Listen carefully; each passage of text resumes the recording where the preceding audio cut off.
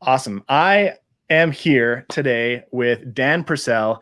Dan is the founder of Get Your Marriage On. He and his wife, Emily, have been married for over 16 years and they have 6 kids. Their oldest is 15, I just learned, which is awesome. And they are on a mission to strengthen marriages intimately, which is so cool.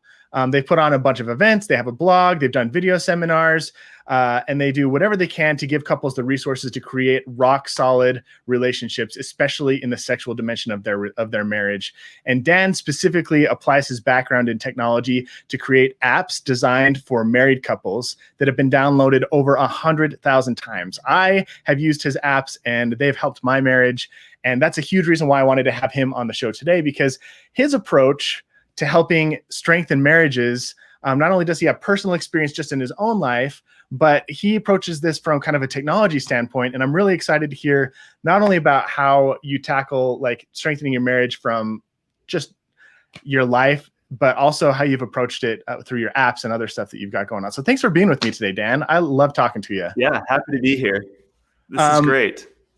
So I've been starting off these interviews with a question that I think has been really interesting to me, because nobody's actually answered it the same way. And I didn't know if that would be the case or not. But what if you could define roommate syndrome from your own life experience or your work with other couples, how would you define it? Yeah, I'm very familiar with roommate syndrome. I've experienced it myself.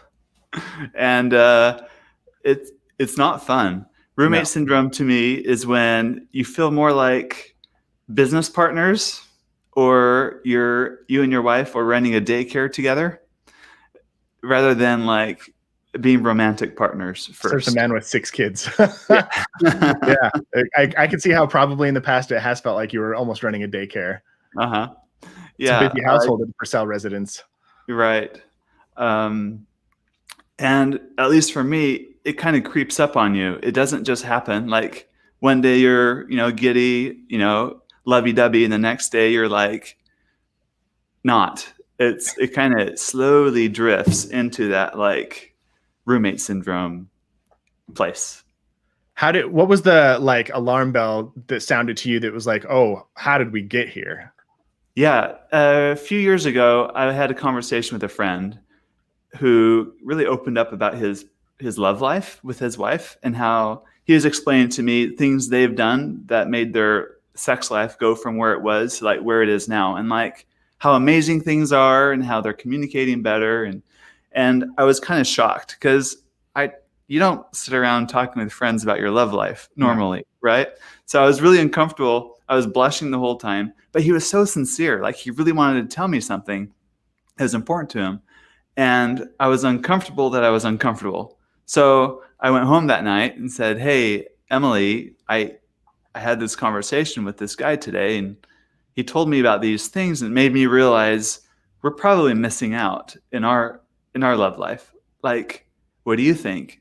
And that was like the start of our big journey of like shifting and changing our own marriage, and that went from good to great. Wow. One conversation and it pushed you over the edge. Yeah, it did. That's really interesting. So, so why, in your estimation, like this drifting off into like running a daycare together or running a business together, like this kind of like slow, monotonous drift into roommate syndrome, why do you feel like that's dangerous to couples? It's dangerous because once the children are raised and gone, you have no relationship with your spouse. The thing that was holding you together, that glue, has all of a sudden left the nest. So you don't relate to each other very well. That's one big danger. And that's why you hear a lot of couples divorcing after the children move out, because there was nothing left for the marriage afterwards. But it can even happen before, where it's not just the divorce and people living. I think what's even worse than divorce is 2 people living together that don't have a relationship together. Now neither of you are progressing and growing in life. I think marriage is absolutely essential for any individual to continue to grow and to become their best version of self. You need a life friend, someone to do life with for the long haul in order to reach your full potential. So you're missing out a lot on the person you can be without having that solid relationship first. That's That really goes powerful. beyond roommates. You need to be intimate with somebody, and I mean that in the full sense of the word, in order to really grow together. So you touched on two things here, and I want to dig into both of them a little bit. So one I think is really interesting is you talk about when kids leave the house, you've got nothing kind of binding you together. And it is interesting, statistically speaking, there's like two really big spikes in divorce rate in people's marriages. One is in like that first 7 years, they get married and they're like, oh, we rushed into this maybe, or maybe we weren't as compatible as we thought, or things get a little crazy and they call it off. And then there's like a big gap of about 15 to 20 years. And then the next big spike happens after kids leave the house. And I think a lot of couples, you're exactly right, wake up and they're like, oh, the thing that we've been sharing, this common purpose, this common thing that's been keeping us together has been our children. And we don't have that anymore. And do we want to go back to square one and start over with all the baggage that we have over the last 20 years? Or would it be easier just to start over with somebody new with a clean slate? And I think a lot of couples, because they haven't been working on their marriage while they've been raising their kids, would prefer just to start over with a clean slate. Right. Yeah. So that's a great observation. And then the other thing that you hit on, and I think it's beautiful, is the importance of like marriage being a key component to growth. And if you're not actively participating in your marriage, you're missing out on an opportunity to like truly unlock your full potential as a human being. So there's part of you that's being unrealized. Those are some powerful realizations. Thanks for sharing those. Yeah. So if I were to get inside Dan's head, and like, let's pretend for a moment that you and your wife are like in that roommate syndrome phase, what would it look like for you having that realization of, oh my gosh, we're slipping into this dangerous space that would compromise our growth and leave us divorced when the kids move out? What is it that you do over like the next 30 to 60 days to dig yourself out of that space and fortify your marriage so that you never end up coming back? Great question. I don't think it's an overnight solution. At least for us, it wasn't. And I've heard it said you take however many years you've been married, and that's how many months it will take to get things back on. I don't know if that's true, but I like that expectation though. That, yeah, you set the expectation. If you've been married 20 years, it might take 20 months to get things back up. In other words, it's more longer term thing. For me in our marriage, I've been an entrepreneur pretty much our whole marriage, which to me means working all the time. And when I first started having these really deep conversations with my wife, like, how are we doing? What's it like for you to live with me? What's in your world? Like, how am I to live? What is it like living with me? Am I easy to live with? Hard to live with? Like, what's all that like? And for the first time, we're starting to have these really hard conversations together. And I realized how hard it was for her to live with me, because my habit was get up early. I'd work on emails and stuff and kind of get my day planned. Then I'd rush off to work. I'd work till about 6, come home. We'd have family time, dinner, kids are in bed. My wife is so exhausted after, running the daycare all day, just joking, being who she is, she'd want to go to bed. And I still had ideas. I still had like things going on in my head. Work wouldn't turn off for me. My brain wouldn't turn off. So I'd be up to like midnight typing emails. And this was kind of like the habit in our marriage for 12 years. And I started to really value that nighttime to myself, because I wouldn't get phone calls. I wouldn't get interruptions. It was like my time, and I could really think really clearly on my business, not knowing the damage it was doing to my marriage, because she really needed time with me. And that was really her only time available with me, is in the evenings too. So realizing that was one thing, but then committing to change a habit that's been the habit for 12 years was even harder, because that meant I needed to give up my sacred evening time for me to be with my wife. And it was hard at first, like breaking any other habit. It takes time. And not getting too specifics, but with her help, I was able to break that habit. And within about a month, it became the new normal for us to spend time together instead of me keep on working in the evenings. And I had to find If other. you do want to go into more specifics, you're more than welcome to. Okay, yeah. I had to find ways to be more specific at work, like to be more deliberate at work, because my habit was throughout the day, I'd make a list of things I will work on tonight, whether it was consciously or unconsciously. I would catch myself, like when I leave the office at 5:30, I'm thinking to myself, I'll reply to that email tonight. I'll write that proposal tonight. I'll write this line of code tonight, whatever it is.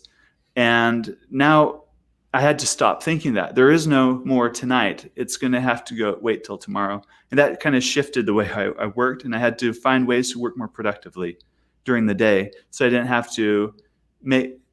like this buffer at night to make up for my inability to manage my time well during my workday.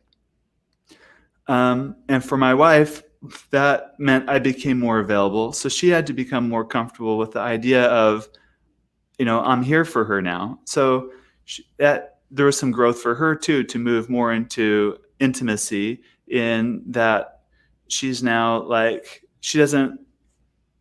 for her now, it's not going to the bedroom to hide away. We're now going to spend time together. And that made her step up and grow also. So in a way, it was a way for us to kind of really grow together.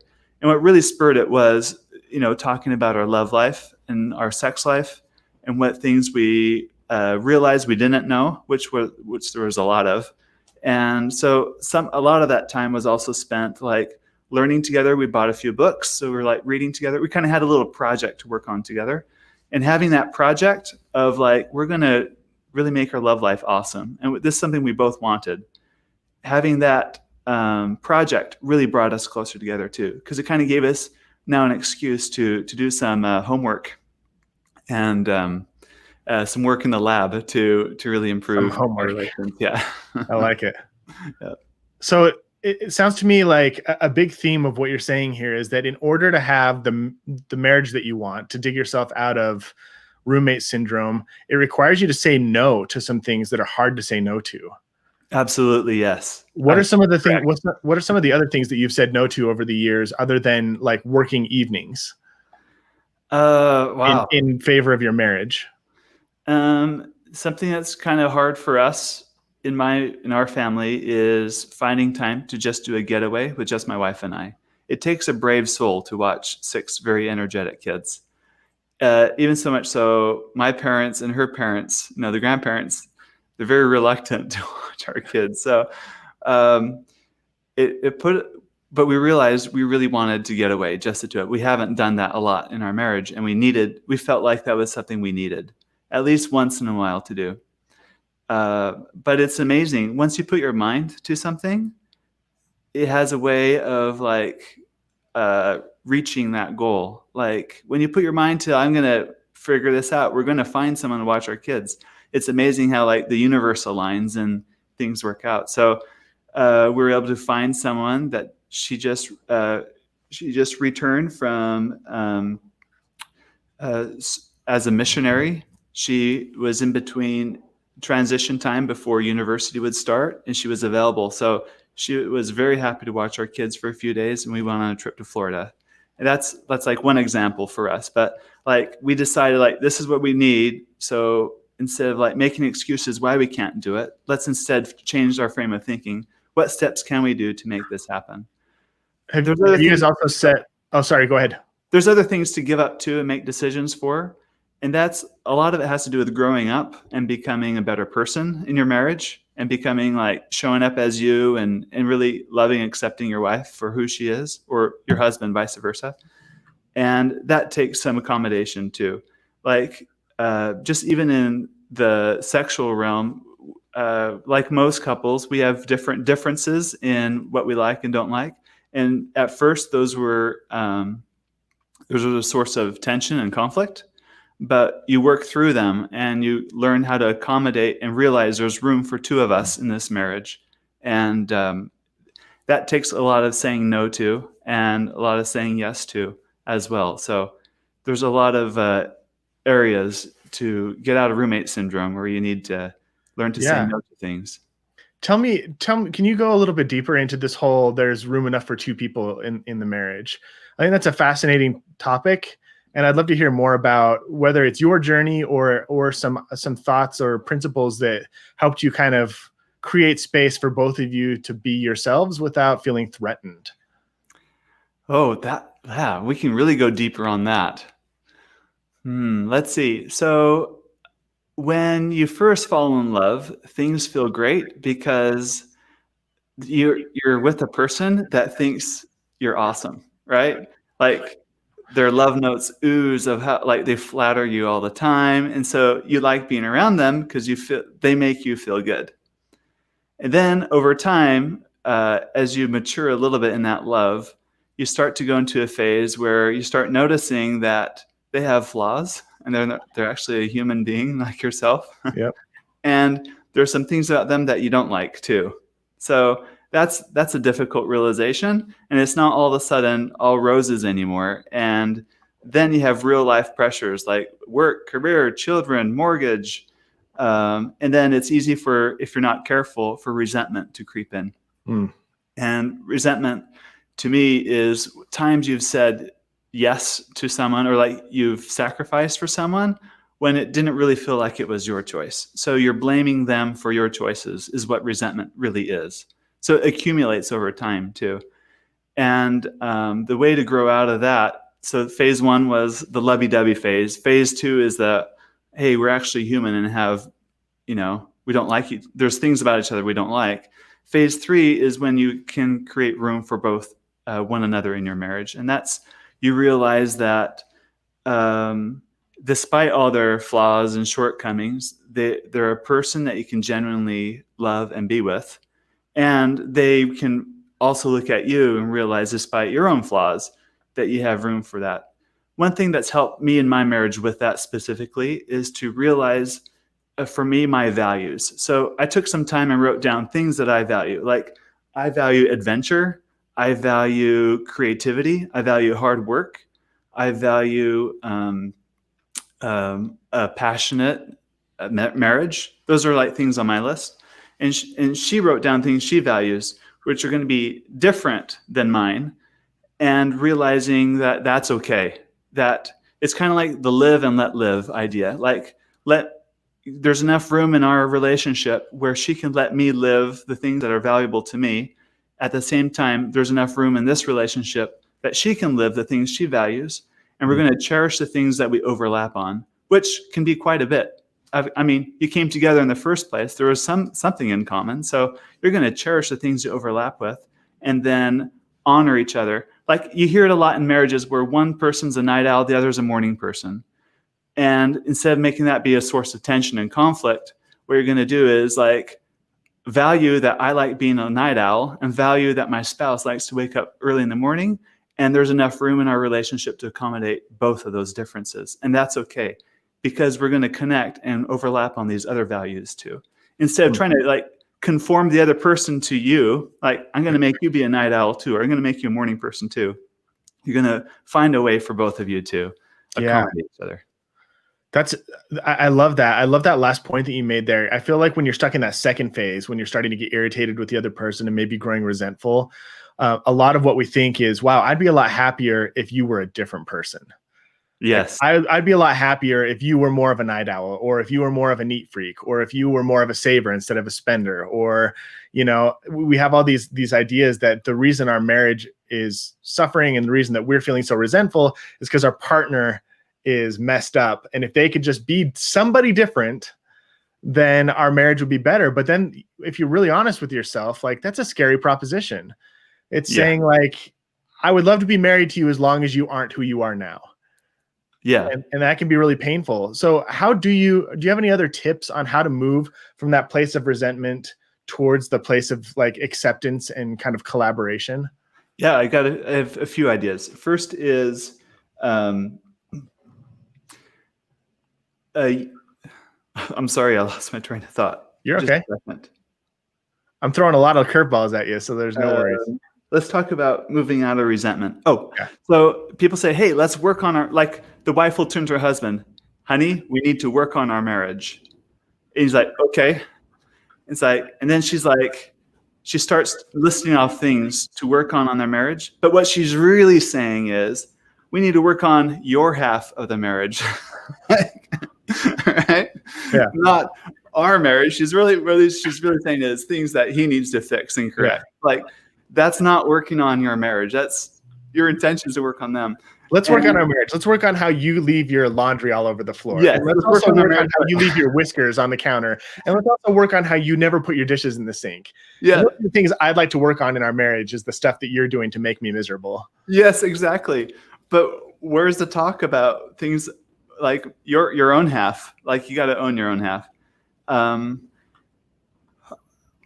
Like on Facebook, you read about sometimes like someone complaining about their marriage and the trouble they're in. And oftentimes I'll read, there's a lot of like you language or like he language or she language, like meaning like it's accusatory, person. Finger pointing. Yeah. And whether it's intentional or not, like they might have good intentions in what they're doing. But the first step to growing out of that is to stop trying to fix the other person and stop blaming your problems on the other person's behavior. And that's really scary for some people, because that means you kind of have to grow up a bit and take personal responsibility for yourself. And it's hard to do. It's a lot more convenient to be in a marriage where the other person will do all the changing so you don't have to. It'd be a lot more comfortable if you can like stay put and the other person doesn't have to do their work, right? I mean, hey, it'd be lazy too. But the reality is the only way to really grow out of that is you can only change yourself and to really focus on like, what am I doing that contributes to this problem? And what am I doing that can really help and improve this specific situation? Let's take finances. Like, let's say you think your spouse is very prodigal and you don't like the way they spend all the time, and you want to be a bigger saver. And you can have that conversation with them saying, hey, you need to stop spending so much or whatever, right? Or you can really stop and think about, what is it that I do that enables them, or how have we created this pattern or this relationship over the years where that's kind of become the norm, and what is my role in it, and what can I do to change that? And it might be that you've never really spoken up before about certain purchases, or it might be that you haven't really taken part in planning your finances together, or whatever it might be. It's realizing things that you need to change in yourself first. Or it might be realizing that maybe you're a tightwad, and it must be really difficult for your spouse to be living with such a tightwad like myself, and I need to fix that about me. And I need to be a little more like easygoing with things. So it's not about changing your spouse, but it's about realizing things you can change in yourself. And usually, not always, things will get better when you make those changes. It's like a system. It's like a loop.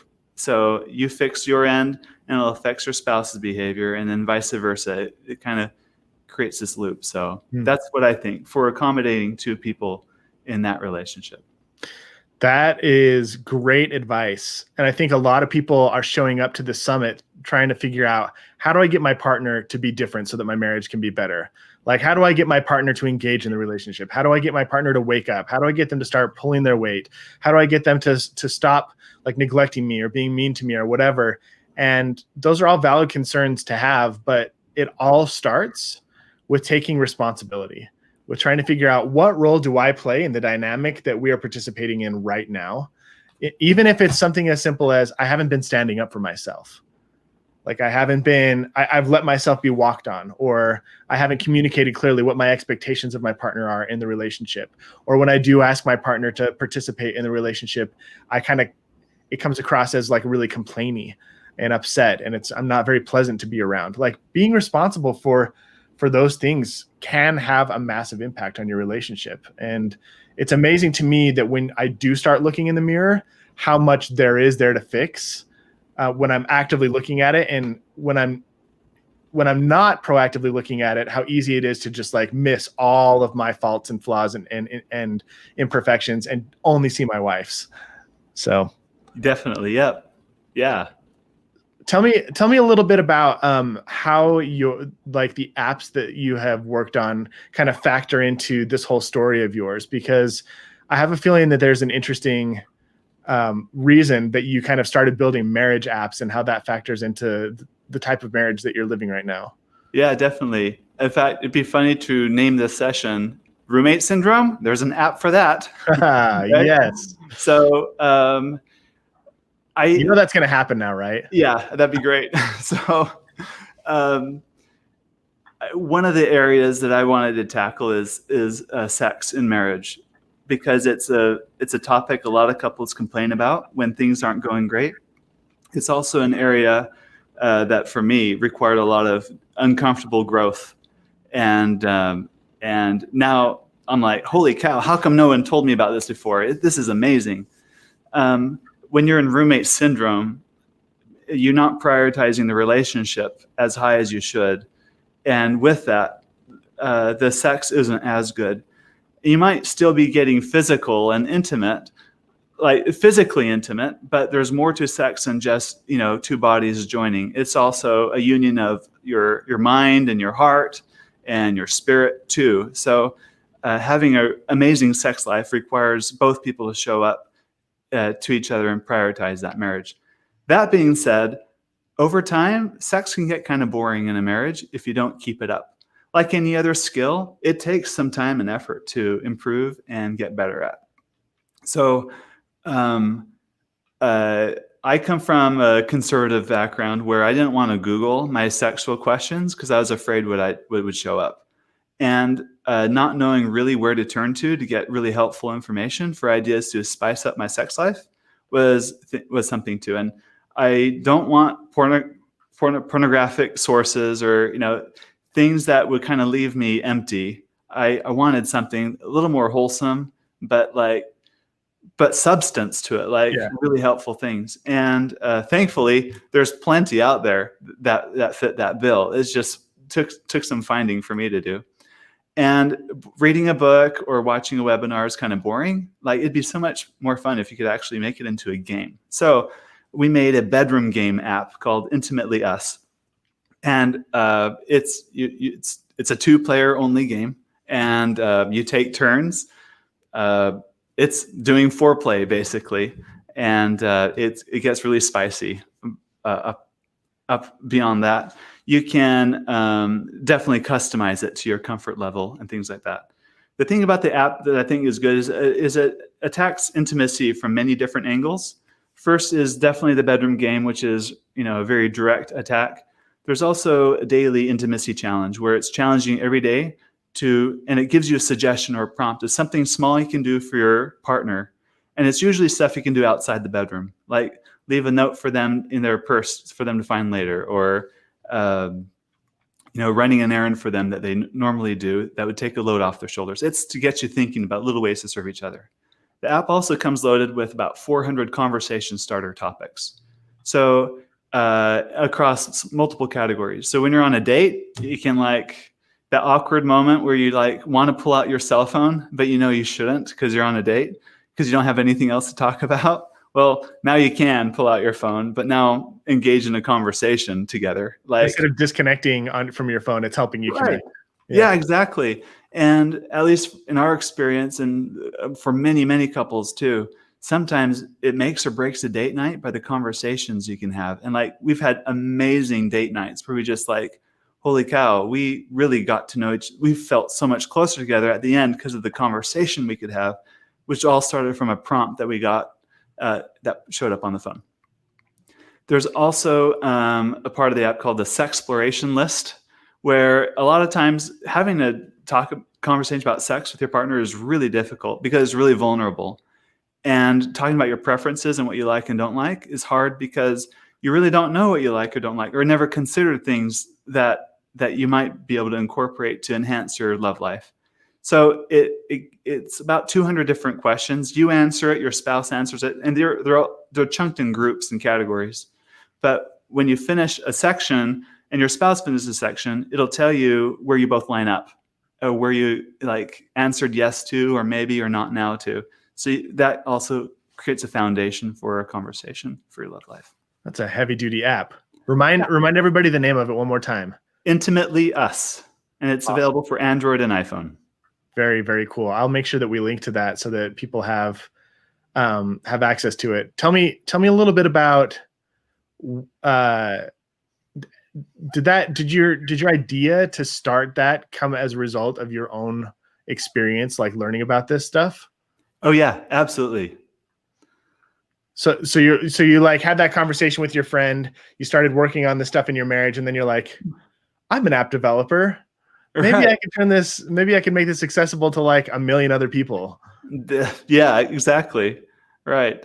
That's awesome. And we've had, my apps have had over hundreds of thousands of downloads. So it's blessing many couples. Well, we hope that we get you even more downloads now. That's very cool. Well, is there any other tips that you wanna leave anybody who's watching about advice that they might need to get out of that roommate syndrome space and prevent it from ever coming back? There are many different angles you can take to get out of roommate syndrome. Yeah. And one can be date nights. We're going to focus on a date night. One can be, we're going to have conversation more or whatever. Another approach can be sex, like a sex first approach. Like, we're going to really work on having better sex together first. And sexuality in the marriage really blesses all other areas, because in order for sex to get good, you have to, your emotional intimacy needs to be good, and you need to communicate better as well. So you can start at any point in the wagon wheel, so to speak, pick your favorite spoke and work on that. And then it like bleeds over and strengthens the others. So pick your favorite angle and then start there, and don't give up. And it takes time. I think that's probably the biggest takeaway that I'm going to have from this. You gave some amazing tips, but I think the tips don't matter unless you're willing to be persistent. The tips don't matter unless you're willing to take in, like the very first thing that you said in this interview is it takes about as many months to get out of roommate syndrome as you've been married, years. And if you've been in this rut for a while, if you've been in this pattern for, a couple of years, it's going to take some persistence and consistency and like real commitment to get out of it. And I love that you're just talking about focus on one thing, focus on one area, and just see what you can do over a couple of months to pull yourself out of that rut, if we're going to follow the wagon wheel analogy here. Great. That's awesome, dude. Yep. Wagon wheel out of a rut. That's a great analogy. Yep. Perfect. Well, dude, thank you so much for spending time with me and for sharing your story and for sharing your app and all the other amazing things that you're doing to make marriages stronger.